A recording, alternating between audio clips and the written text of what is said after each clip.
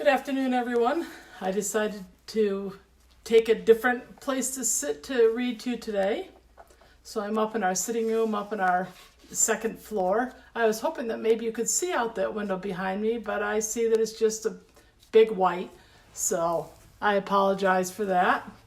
So before we start, vocabulary for today is vigorously, which means with a lot of energy. Inevitable, something that can't be stopped. Collage, a collection of pictures or images that are put together. Impromptu, with little or no planning. Bolstering, giving courage. And quirked, like to raise in a crooked manner. Sedated means that you're under the influence of medication and kind of sleepy. And secluded means that you're away from other things. So I'm going to try to move this a little closer. There we go. Let me just change things a little bit here. And we'll read chapter 16. Boy, that light from outside really makes my face look white, doesn't it? Chapter 16, The Goodbye. Jamie's mother created a path through the airport while Jamie maneuvered on crutches around the crowd toward a special area designated for traveling pets. The airport bustled with activity. Men and women in business suits hurried by, many of them involved in cell phone conversations. Others moved about more leisurely. They, too, were focused on their destination, but not as intensely as they weaved through the maze of people. Charlotte met Jamie and her mother in front of the customer service desk, and then she led them down a long hall to a more secluded area. When they entered a small room on the right, Mike Williams stood near a table holding Atticus on a leash. Atticus looked up, his eyes droopy. "Is he all right?" Jamie asked, alarmed. "He's on pain medication," Charlotte explained, "so he's a bit sedated. We only have a few minutes." Atticus's injured paw was wrapped in thick gauze, making it look like he had a cast on his foot. A milky white plastic cone was secured around his neck and reached over his head to prevent him from chewing on the bandage. Mike dropped the leash, and Atticus limped toward Jamie, meeting her halfway across the room. She dropped her crutches and bent to stroke his back. "Hi there, Addie," she said, forcing herself to sound calm and brave. "This is a big day for you." Atticus tipped his head and looked at her as if he were puzzled. His tail wagged, but not as vigorously as usual. Jamie tamped down the disappointment at his mediocre response to her. He wasn't himself, but she knew that was a side effect of the pain medicine. She reached into the cone and ruffled his ears. A low moan of pleasure rumbled from his chest. Would anyone at his new home even care that having his ears rubbed was one of his favorite things? Mike slid a chair behind Jamie. "Maybe this will make you more comfortable." Jamie glanced up and thanked him, wishing he wouldn't be nice. She wanted to be angry with him for taking her best friend away. It was harder to do that if he was kind. She lowered herself into the chair, and Atticus shifted to press his body against her leg. She bit the inside of her lower lip, trying to keep it from trembling. "Be strong," she told herself. "Don't let Atticus know anything is wrong." She rubbed his back and then smoothed her hands along his muscular shoulders. In her mind, a movie rolled on fast forward, replaying all the time she and Atticus had spent together in the last 2 years. Atticus lifted his injured paw and dangled it just above the floor.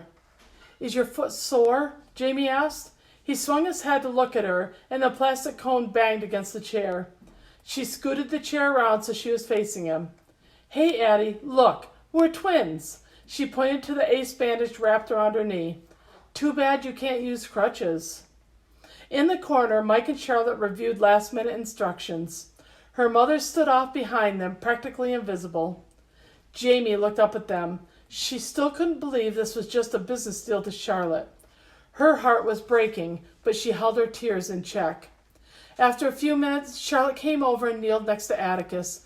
She used her fingers to massage his back while she spoke. Mike is planning to bring Atticus to the Finger Lakes Regional Show in July, Charlotte said, her voice a little too chipper. Jamie stared at her. The one where I was supposed to show Atticus for the first time? Charlotte's shoulders dropped. Right, I didn't think of that. I'm sorry, Jamie. Jamie shrugged and then mentally kicked herself. She couldn't change what was inevitable, and being cruel to Charlotte wouldn't help. No, you're right, Char. It's better than never seeing him again. A knock interrupted them. A customer service representative opened the door and peeked in. It's time to kennel the dog, Mr. Williams. Thank you. We'll be right there, he responded. He looked at Jamie. Sorry. I'll step outside and give you a minute alone with him. Jamie nodded, then he added, I'll let Charlotte know anytime we have him in your area so you get a chance to see him, all right? Jamie nodded again and then turned back toward Atticus. She wished she could take off the plastic shield and hug him the way she really wanted to. Instead, she had to be satisfied with holding his face between her hands. His nose twitched as he stretched up to sniff her. You'll always, always be my best friend, Addie. A lump rose in her throat and her eyes burned, but she fought the sensations. I'm so proud of you and I'll never forget you. With her thumbs, she stroked the silky fur below his eyes. Please don't forget me. She shifted so she could wrap her arms around his shoulders and pressed her face into the hair at his haunches. There was still a faint smell of the skunk, even after another bath. She squeezed him as hard as she dared, and he pressed his body against her. If only she could freeze time or do something to change what was about to happen. There was a light tap on the door to indicate time was up. Kind of like the jail scenes in movies, she thought. This is when the jail guard comes and knocks to let them know visiting time is over. Although it wasn't jail, losing Atticus was like being given a prison sentence. A part of her would be locked away without him in her life. She somehow had to go on without him. Charlotte picked up the leash. I'm sorry, he really has to go, Jamie, she said, her voice husky. Jamie gave Atticus one last squeeze and looked into his eyes a final time. It was a picture she'd have to capture and hold in her heart's memory forever. Bye, Addie. You're the best dog in the world. I love you. Charlotte tugged on the leash, and Atticus turned to follow her. His head and tail hung down. At the door, he turned around and pulled back toward Jamie. Come on, boy, Charlotte urged. Atticus dropped his head again and reluctantly hobbled away at her urging. Jamie grabbed her crutches, and she and her mother followed them out. Her heart fluttered in her chest. She wished there was some way she could stop this. Just outside the door, Charlotte handed the end of the leash to Mike, and a woman ushered him and Atticus down yet another hallway. Jamie watched until the last bit of golden fur disappeared from sight. Despite her best efforts, 2 tears traced their way down both cheeks. The salty moisture dropped onto her lips, and she instinctively licked it off. The tear was bitter, a fitting final taste in her mouth. When Jamie returned home, she decided the best way to handle her misery and loneliness was to keep busy. She took out her photo albums and removed favorite pictures of Atticus. Then, after scanning them so she had copies, she spent the rest of the afternoon creating a huge poster-sized collage of their 2 years together. Although it made her heart ache, reliving the memories also warmed her. It reminded her of the collage she, her mother, Haley, and her grandparents had assembled after her father died. It was a way to mourn and work through the pain she felt. And when it was completed, she'd have a poster to look at to remind her of the wonderful times with Atticus. Occasionally, she stopped and looked out the window into the cloudless blue sky and wondered if Atticus was still flying or if they'd landed. She tried to picture what his new home looked like. Although she knew she couldn't control it, she hoped Mike Williams didn't leave him locked in a kennel without the love and attention he deserved.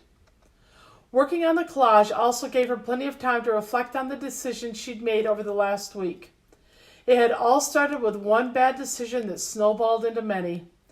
If she'd had a crystal ball, she could have seen all of it coming and stopped before it got out of hand. But she hadn't, and now she had to face the responsibility of her decisions. She wasn't sure when she made the decision to speak to the entire 8th grade class. She thought it was about the same time she glued on the picture of her and Atticus surrounded by several of her classmates on project day. They deserved an apology. Just like her, they had fallen in love with Atticus, and she'd let them all down by pretending he was missing. She'd allowed them to make posters and organize search parties. When they'd sent her text messages of concern, she'd been evasive. The truth was, even though she hadn't outright lied, what she'd done was just as bad as lying. They had put their trust in her, and she had abused it. Now, like her mother said, she had to work to rebuild that trust back up. The first thing Jamie did after her mother dropped her off at school Monday morning was go to see Dr. McConley, the principal. She asked for a brief class meeting at the beginning of the day. She couldn't face her friends and classmates without first taking responsibility for what she'd done. Jamie waited in one of the seats in the front of the auditorium. She stared at her folded hands in her lap, trying to ignore her racing pulse. The homeroom teachers brought the students in, and the kids whispered anxiously about the mysterious purpose of the impromptu class meeting. Dr. McConley stood in front of Jamie, directing the students to the row of seats. When the class of nearly 100 was seated, he quieted them with his hand held in the air. Thank you, everyone, for your flexibility. I know this is unusual to have an unscheduled class meeting, but one of your classmates has made a special request. Given the circumstances, I felt it prudent to grant it. Dr. McConley assisted Jamie to her feet. Using her crutches, she slowly turned to face her peers. They sat wide-eyed and unusually silent. Jamie scanned the room and found the two people she was most interested in seeing, Stephanie and Kyle. Both had perplexed expressions. When she'd rehearsed last night, what she'd planned to say seemed so simple. All of a sudden, in front of all of these friends who had done so much for her this year, she was speechless. She drew in a bolstering breath and squared her shoulders. Hi, she said. There was a smattering of murmured replies. I don't know where to begin with what I have to say, so I'm just going to jump in. Nobody told me I had to do this. I just needed to. 100 pairs of curious eyes were fixed on her. Some of you know about the situation with Atticus, and some of you don't. I'm here in front of you because I made some really, really huge mistakes last week. Your friendship, your trust means a lot to me, and I realize that because of what I did, you might never trust me again. I'm not going to try and explain why I did what I did, but I do have to apologize. She glanced around the room, then let her eyes fall on Kyle, even though her message was meant for all of them. Your kindness and generosity when you thought Atticus had run away made me realize just how special all of you are. Instead of studying or eating lunch, you made posters to hang around town. I really appreciate what you did for me. Kyle smiled and gave her a thumbs up. She forced a smile back at him. Did he understand that she'd deceived him? I want you to learn from my mistakes, she continued. Instead of asking an adult to help me with a problem, I decided to handle it on my own. A man from Illinois bought Atticus, and I was afraid of losing him, so I took him and hid him temporarily in the woods. The room buzzed again with whispers. She could just imagine what the kids were saying to each other, and if it was bad, she deserved it. From that one bad decision, lots of bad things ended up happening. Atticus could have been killed. I or someone else could have been hurt in the woods fire. Even worse, I lost the trust of a lot of people in my life whom I love a lot. A quiver entered her voice, and she knew she had to end soon or risk losing her composure. I'm here to ask all of you to forgive me for taking advantage of your trust.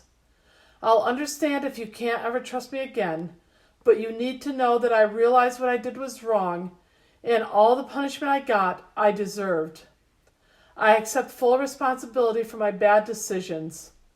She paused, swallowed hard, and then said, Thank you for being awesome friends. She cast her eyes down and quickly moved to sit back in her seat next to Dr. McConley. Quiet murmurs moved like a gentle wave through the room. Her homeroom teacher, Mrs. Eckert, moved into the seat on the other side of her and put an arm around Jamie's shoulders. That was a very brave thing for you to do, Jamie, she whispered, her voice cracking with emotion. We all make mistakes, but we don't all own up to the responsibility for them like you have. Ms. Eckert squeezed Jamie's shoulders. You've regained my respect. And mine, Dr. McConley added. He patted Jamie's arm, then stood to indicate it was time for everyone to leave. Miss Eckert returned to the row where her homeroom sat and directed them to exit. The other teachers followed her lead and ushered the rest of the students out the door. While most were leaving up the aisles, Stephanie and Kyle came forward from separate directions. Without uttering a word, Stephanie leaned over and hugged Jamie, then walked back up the aisle to rejoin her homeroom. It was enough. There were times when actions spoke louder than words, and this was one of them. Jamie noticed Kyle's Reeboks first, then she looked up. He quirked an eyebrow and shrugged. That took guts. Jamie didn't respond.